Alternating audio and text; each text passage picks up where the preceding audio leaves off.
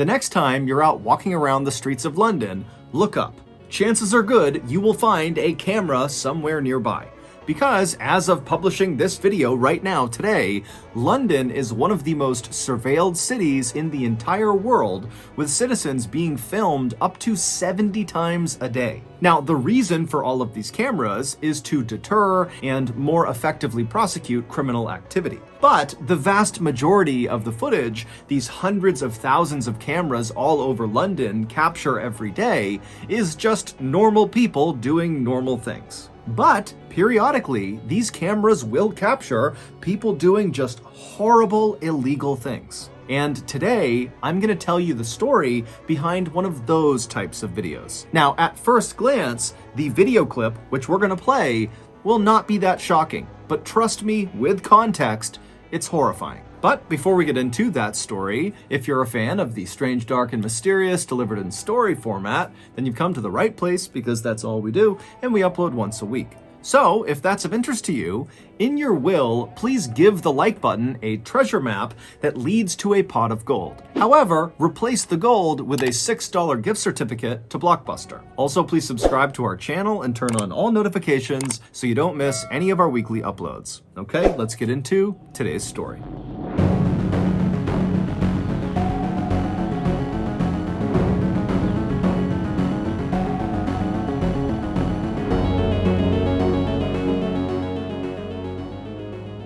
On the morning of Friday, June 11th, 2021, in a suburb in the northwest of London, a man named David Klein woke up to his early morning alarm. David rolled out of bed, he got dressed, and he very carefully made his way downstairs to start getting ready for work. As David moved around this old brick house he was in, he was very careful not to make much noise because he didn't want to wake up his roommate, a 67-year-old widow named Deborah Chong. Deborah was technically David's landlord, but she didn't charge him any rent. The two had met in church, and when Deborah had learned that David didn't really have a place to live, she had immediately volunteered her house and told David to come live with her for free. David couldn't believe her generosity and immediately took her up on the offer. And then after he had moved in, he learned that he was far from the first person who Deborah had allowed to come and live in her house rent-free. It would turn out Deborah, whose late husband had given her a ton of money in his will, felt like it was her responsibility and her duty to use her ample resources to house people that were kind of down on their luck. She said it was her way of serving God. Also, David got the impression that Deborah just liked having people living with her in her home. It made her happy. But David would notice a distinct change in Deborah's personality around the time the COVID-19 pandemic started in early 2020. At that time, Deborah, like many other people, was very concerned about this global health crisis and wanted to learn more about what was happening and what could happen in the future. And so the way she did that is she obsessively began going on YouTube and began consuming COVID-19 related content and political content surrounding COVID-19 and the pandemic and lockdowns. But instead of becoming more educated and well-versed on what was happening in the world, Deborah's constant consumption of COVID-19 related content on YouTube really just made her feel incredibly stressed out and anxious. And as David began to see firsthand, Deborah's sudden high levels of anxiety really began wreaking havoc on her life. Years earlier, Deborah was officially diagnosed with paranoid schizophrenia, which is a mental illness that causes bouts of psychosis, which is like losing touch with reality. Now, pre-COVID, pre-pandemic, her symptoms were so mild that she basically led a totally normal life. But once the pandemic started and her YouTube quest for information caused that spike in stress and anxiety, it caused a spike in her symptoms. And so she began suffering from frequent and lengthy hallucinations and delusions. One time, David came home from work, and when he went inside the house, he found Deborah sitting at the kitchen table, diligently writing these handwritten letters to various British public figures. And when David asked her what she was doing, she explained to him that these British public figures were speaking directly to her through the YouTube videos she was watching, and so these handwritten letters were her response letters back to these public figures. In May of 2021, Deborah's hallucinations had gotten so bad that doctors intervened and forcibly injected her with an antipsychotic medication. And while these meds definitely reduced Deborah's symptoms, they also had some pretty negative side effects as well. Namely, they totally curbed her appetite and they made sleeping really challenging. And so pretty quickly, those two side effects combined made Deborah feel really weak and tired basically all the time, to the point where she sometimes needed David to literally hold her up by her arm just to walk down the street. Now, David, of course, had no problem helping Deborah with whatever she wanted. I mean, she had done so much for him, but David had work, and so he was only really available to help her in the mornings and in the evenings during the week. And so he had actually spoken to Deborah about hiring a full-time caretaker that could live with her and just take care of her at the level she needed all the time. And Deborah was open to it. She actually called a company that offered that service, and they told her they would get someone out to her, but it would take some time before her caretaker was actually assigned to her. Now, David was really pleased with this development, but he really wished they would speed it up, because again, every time he was away all day at work, he knew Deborah was home by herself, and so he was just so worried something was going to happen to her when he was gone. So after David gathered up all of his things and very quietly made his way from the kitchen to the front door, he paused for a moment and said a silent prayer in his head for Deborah's safety and protection while he was away at work, and then he opened the front door, quietly went outside, shut the door behind him, and headed off to work. A few hours later, David came home from work, he went back inside of the house, and the first thing he did is he called out for Deborah. But Deborah didn't call back, and the house was very quiet, and so David took off his shoes and walked around the first floor, kind of calling out for Deborah as he walked, but again, there was no answer. And so after walking the whole first floor and not finding her, he yelled one more time really loudly, "Hey, Deborah, are you here?" And after hearing nothing, he pulled out his phone and he called Deborah.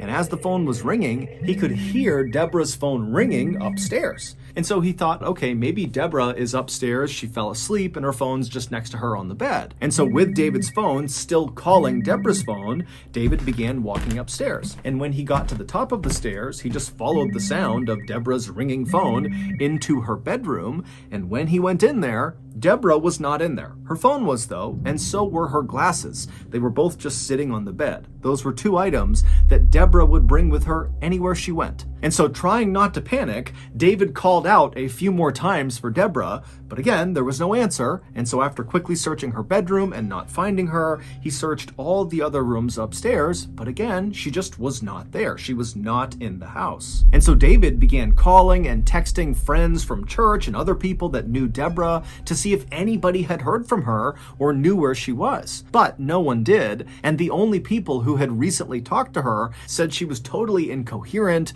talking about spirits and demons and the destruction of all mankind. And so, believing Deborah must be suffering from a schizophrenic hallucination somewhere out in the city, David picked up his phone again and he called the police.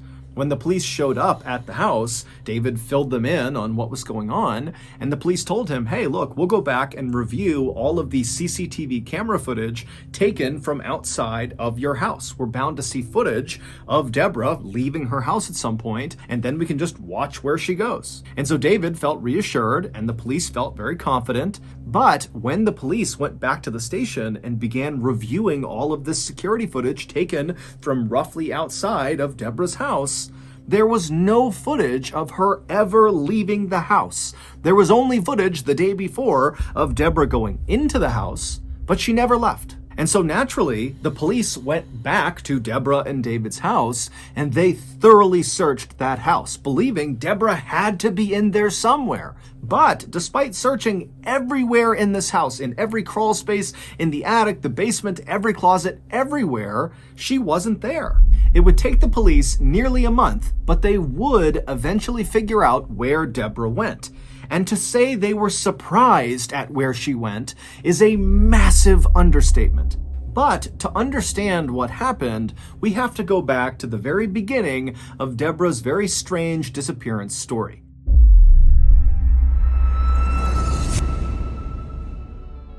Last weekend, I looked over and I saw old Seagull Lung sitting at his miniature 1999 era G3 iMac, and I couldn't help but notice he was looking a little downtrodden. And when I saw what he was doing on his iMac, I knew why. He was hitting refresh over and over and over again on his MySpace page, and it wasn't changing the numbers. Old Lung hasn't had a view on his MySpace page since 2010. To cheer him up, I decided I would purchase a MySpace view bot and flood his page with tens of views. So I ran over to my windmill-powered laptop and began slapping away at the keys to navigate to an online vendor that sold MySpace view bots. However, as soon as I clicked on the link, this website is a virus, not an online vendor for MySpace viewbots.com, I knew I had made a terrible mistake. Unbelievably, that website was riddled with malware, and so immediately my windmill-powered laptop caught on fire and then exploded, sending shrapnel raining down on me. Luckily, old Lung was in the other room and he heard the commotion and he leapt into the room and he pushed me out of the way just in time. And then after the dust had settled, old Lung gave me a big hug and then slapped me right in the anti-tragus and said, Papa, wenn du ständig auf gefährliche Webseiten klickst, dann brauchst du NordVPN. Which of course in German means, Papa, if you're going to keep clicking on dangerous websites, then use NordVPN. And boy was old Lungy right. A VPN, or virtual private network, is a service that keeps you safe when you browse the internet, and NordVPN is the brand name in the VPN space. Not only will NordVPN keep your data safely behind their wall of next-generation encryption, but also, most importantly, they will block malware hosting websites and annoying pop-up ads and botnet control. So, if your online shopping seems to always turn into explosions and other various catastrophes caused by malware-hosted websites, then you need to take old Lungy's advice too and sign up for NordVPN today. Right now, you can sign up for a 2-year plan at a huge discount, plus get 4 additional months for free when you go to nordvpn.com/MrBallin. And it's risk-free with Nord's 30-day money-back guarantee. That's nordvpn.com/MrBallin, or click the link in the description below. Okay, back to the story.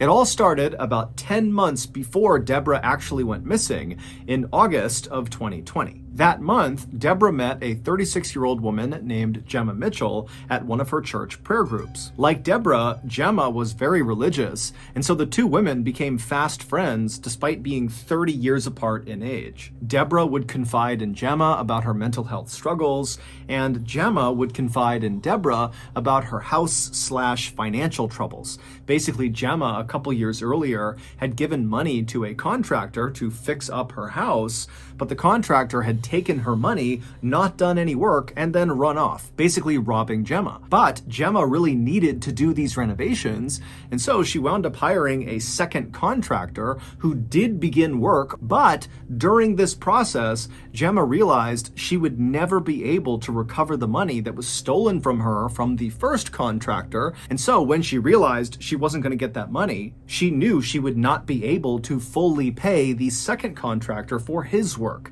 And so when the second contractor found out he was not going to get paid, he stopped work immediately, despite the fact that there was no working heat in Gemma's house, and there was a huge hole in her roof. But Gemma had no way to fix this, and so she and her mom were just living in this house that was just totally freezing all the time. Deborah had been so moved by Gemma's situation that very quickly after meeting her, she offered £200,000 to Gemma to finish the renovations on her house, under the condition that one room in Gemma's new house would be solely dedicated to Christian ministry. Gemma was overwhelmed with gratitude. She could not believe that Deborah was willing to do this for her. And so, of course, she agreed to her terms without any hesitation. After that, the two women began texting all the time about this renovation project. Deborah would suggest paint colors and different things to do with the inside of the house, and Gemma would text updates about the different contractors she had talked to who could do pieces of the renovation. Deborah was always inviting Gemma over to her house, and she even began referring to Gemma as her sister. And Gemma loved it, because Gemma actually had always wanted to be much closer with her own biological sister, but they had kind of drifted apart, and so for Gemma, Deborah really did feel like the sister she was supposed to have. But their relationship was about to change drastically. In May of 2021, so 8 months after the two women met for the first time, and 1 month before Deborah would vanish, Deborah was forcibly injected with that antipsychotic medication in order to combat her paranoid schizophrenia. And right after Deborah got this injection, she began treating Gemma totally differently. She basically stopped communicating altogether with Gemma, and then in the rare times she would text Gemma, it was just to berate her about being a hoarder or being too messy and sloppy. Gemma didn't really know what to make of her friend's new behavior, but she knew, Deborah was going through a really tough time, and so Gemma just kind of took the abuse and didn't say anything. When Gemma did try to talk to Deborah by asking about the renovation project, which was quickly approaching on the horizon, Deborah would tell Gemma not to talk about it, that it was too stressful and just don't bring it up again. And then one day, Deborah just called Gemma out of the blue and said, "I'm not funding the renovation anymore, it's over, you're on your own." Gemma felt totally devastated and pleaded with Deborah to please reconsider. But Deborah was not about to change her mind, and in fact, on this call, she would tell Gemma, hey, you should just sell your house. And in fact, until you sell your house, don't contact me. And then Deborah hung up. Gemma didn't know what to do. She felt like she really could not sell her house because it was kind of like a family heirloom that had been passed down for generations, and so it just felt wrong to sell it.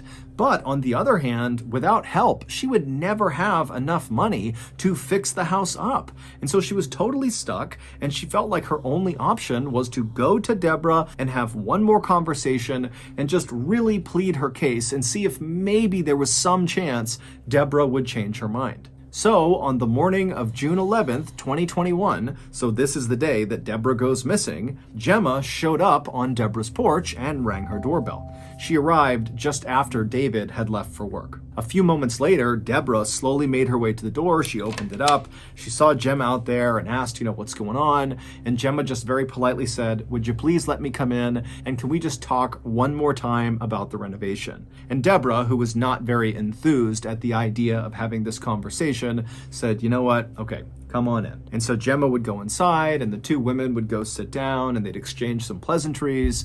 And then at some point, when there was a break in the conversation, Gemma brought up the renovation. She had actually written out this whole speech about how incredible Deborah was, and how these renovations, if they went through with them, would mean so much to her, Gemma, and her family. But as Gemma is going through this pitch, Deborah just cuts her off and says, "Gemma, I'm sorry, but my decision is final. I am not paying for the renovation. I'm sorry." A little while later, both Gemma and Deborah would leave Deborah's house. And there actually is CCTV footage that shows the pair walking on Deborah's street right outside of her house.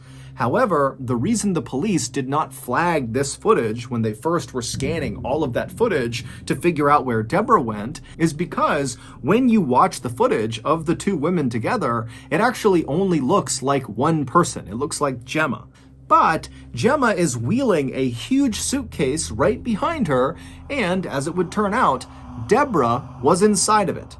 It's assumed that after Deborah was forcibly given that antipsychotic medication for her paranoid schizophrenia, that it really leveled her out. She was suddenly thinking very clearly for the first time in months. And in this clear state of mind, it's believed she realized the 200,000-pound gift she was giving to Gemma, someone she barely knew, was a bad decision. And so she just wanted to back out of it. And so, back inside of Deborah's house, when Deborah and Gemma are sitting there, and Gemma is doing her speech to try to convince Deborah to change her mind, and Deborah is saying, "No, my final answer is no, it's over," that's when Gemma snapped. She grabbed a blunt object, we don't know what it was, and she smashed Deborah right over the skull and fractured her skull, causing Deborah to fall unconscious and slump onto the floor. And then Gemma leapt on top of Deborah's unconscious body. Gemma pulled out a knife and cut Deborah's head off. And then afterward, Gemma cleaned up all the blood in the house and then stuffed Deborah's body and head into that big suitcase. And then after Gemma stole several legal documents and a copy of Deborah's will, she walked out of Deborah's house with Deborah in the suitcase behind her. Gemma would walk with Deborah all the way back to her house, and then she would leave the suitcase, with Deborah still inside of it, in her backyard. She would just leave it there for 2 weeks, and then after those 2 weeks, Gemma would take the suitcase again, still with Deborah's body inside of it, and transport it 250 miles away to a seaside town where she would dump it. And in that seaside town, some vacationers would discover Deborah's body and call it in to the police. On July 6th, 2021, police would arrest Gemma on suspicion of murder. When they arrested her, they showed up at her house and used a battering ram to smash in her front door. And then when the door finally literally smashed open, Gemma was just standing there waiting for the police, as if she knew this was going to happen and she's just waiting to be taken away. When the police would actually go into Deborah's house and search it, they would find a fake copy of Deborah's will where all of Deborah's estate was handed over to Gemma and Gemma's mother. In October of 2022, Gemma was found guilty of murder and sentenced to life in prison with a minimum term of 34 years. To this day, Gemma insists she did not kill Deborah.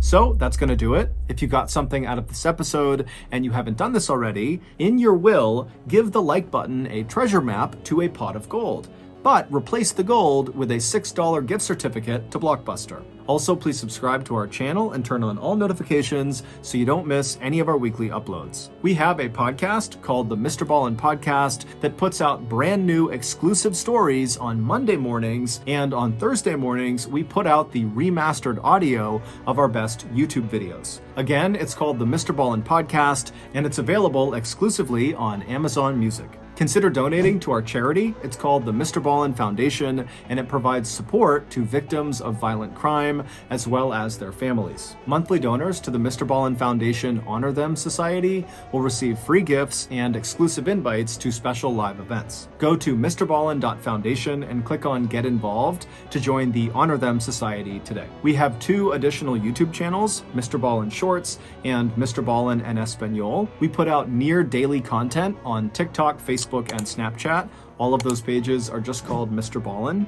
If you want to get in touch with me, please follow me on any major social media platform and then send me a direct message. My username is just @Mr. Ballin, and I really do read the majority of my DMs. Check out our merch at shopmrballin.com, and if you have a story suggestion, please submit it to our subreddit just called Mr. Ballin. It's linked in the description below.